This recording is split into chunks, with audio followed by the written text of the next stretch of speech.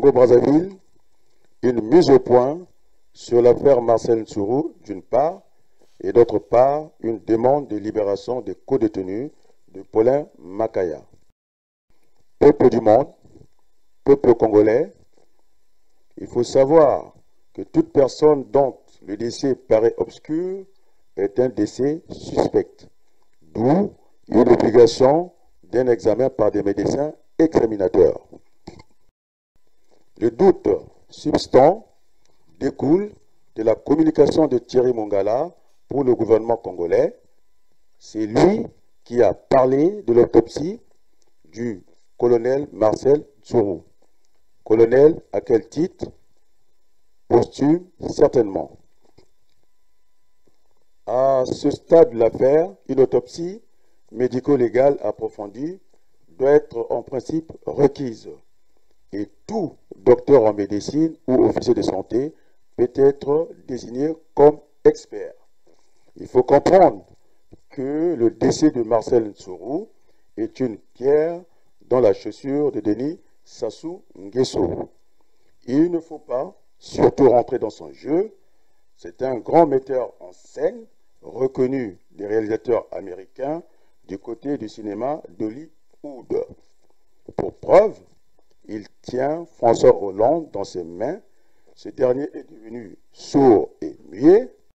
Oui, il faut saluer la détermination des avocats congolais sur la libération de Maître Ludovic Essou, avocat du défunt colonel Marcel Ntsuru, qui sort d'une longue garde à vue dans les locaux de la gendarmerie nationale au détriment de la réalité territoriale en faisant référence à la police nationale.